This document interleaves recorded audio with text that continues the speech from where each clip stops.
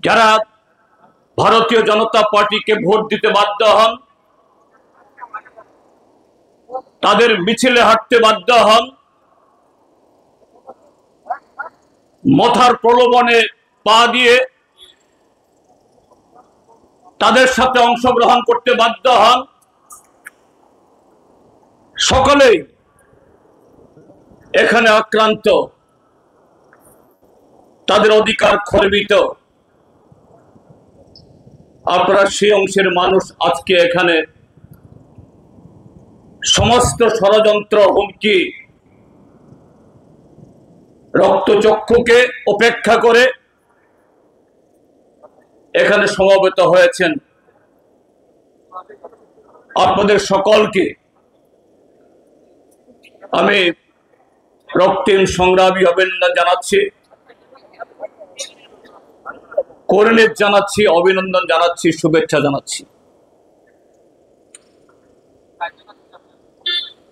আমার আগে তিনজন বক্তা তারা এখানে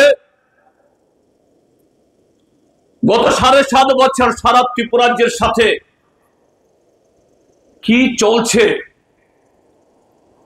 এই মোহনপুর মহকুমাতে,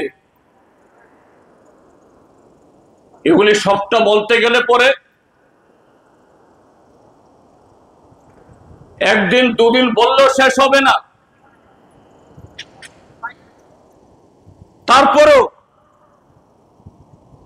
যে সমস্ত সমস্যা, যে ধরনের আক্রমণগুলো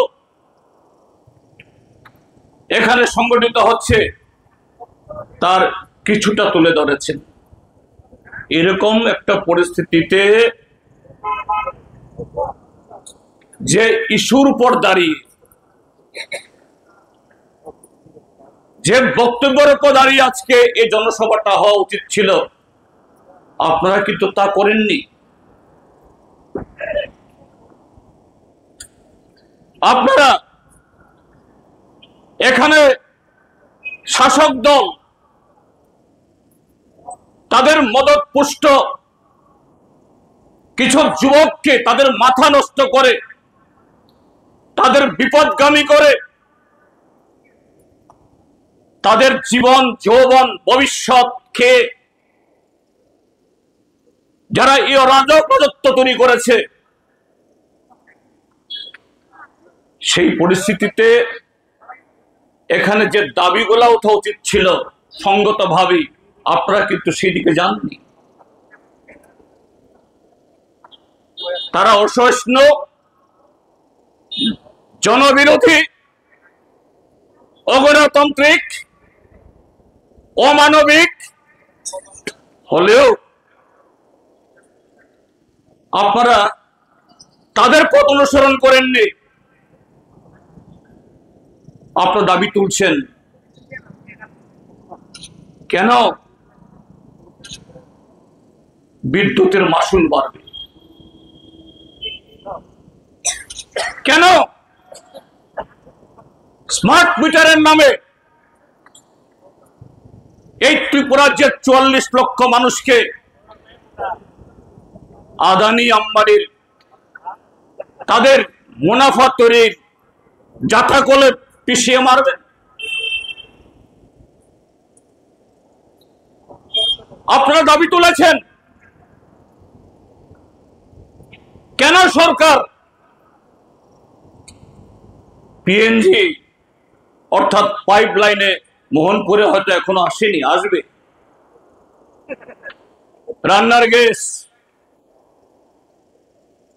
সিএনজি,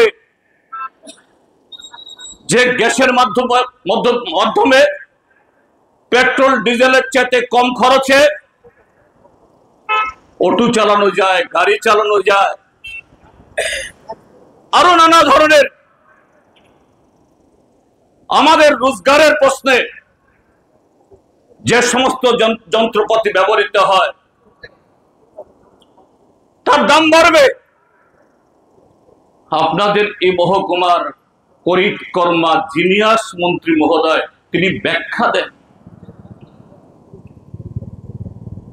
আন্তর্জাতিক বাজারে গ্যাসের দাম বেড়ে গেছে, আর ওই বিপ্লব কুমার দেব তার জাহাজে করে এখানে আনতে হয়। আপনি শুনেছেন বিপ্লব কুমার দেব যখন মুখ্যমন্ত্রী ছিল একেবারে আকাশ পাতাল চৌচির করে প্রচার করছিল, হলদিয়া থেকে জাহাজ আসছে,